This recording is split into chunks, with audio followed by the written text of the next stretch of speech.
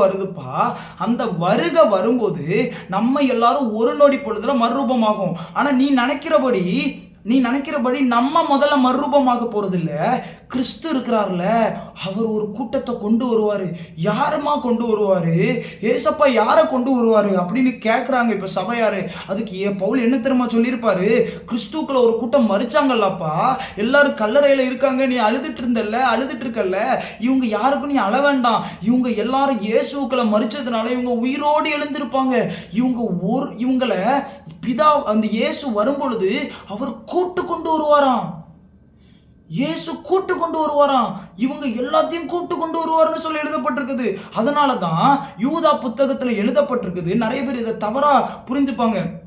இயேசு ஆயிரமான பரிசுத்தவான்களோடு பூமியை நியாயம் தீர்க்கும்படி வருகிறார் அப்படின்னு சொல்லி எழுதப்பட்டிருக்குது.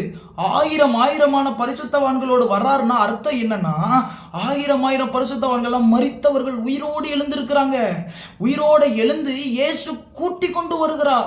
இததான் எழுதப்பட்டிருக்குது. அப்போ ஜீசஸோட செகண்ட் கமிங் அப்போ யார் தெரியுமா கூட வரா? இது ஆயிரம் பரிசுத்தவான்கள், அது மரித்து உயிரோடு எழும்பினவங்க, இவங்க வர்றாங்க. ரெண்டாவது நாம் எதிர்கொண்டு போகப்படுகிறோம். இதை நிறைய பேர் சீக்ரெட் கம்மிங்கோட கம்பேர் பண்ணி பேசுவாங்க. இது என்னத இப்போ உயிர் தெளிந்திருக்கிறத சீக்ரெட் கம்மிங்கோட நாம் மறுரூபமாகிறதையும் சீக்ரெட் கம்மிங்கோட சேர்த்து பேசுவாங்க. இது உண்மையிலேயே சீக்ரெட் கம்மிங்கா அப்படின்னு சொல்லி நம்ம வேதத்துக்குள்ள அலசி ஆராய போகிறோம். இது நமக்கு உண்மையிலே இம்பார்ட்டன்ட். இப்போ நம்ம திருப்பிக் கொள்ளலாம். யோபுவின் புத்தகம் 14ஆம் அதிகாரம். யோபுவின் புத்தகம் 14ஆம் அதிகாரத்துல 12வது வசனத்தை நீங்க வாசிச்சு பார்த்தீங்கன்னா, மனுஷன் படுத்து கிடக்கிறான், வானங்கள் ஒளிந்து போகும் அளவும் எழுந்திருக்கிறது இல்லை, நித்திரை தெளிந்து விழிக்கிறதும் இல்லை. மனுஷன் எப்படி இருக்கிறானா? படுத்து கிடக்கிறானா, நித்திரை தெளிந்து விழிக்கிறது இல்லையா. வானங்கள் ஒளிந்து போகும் அளவும்.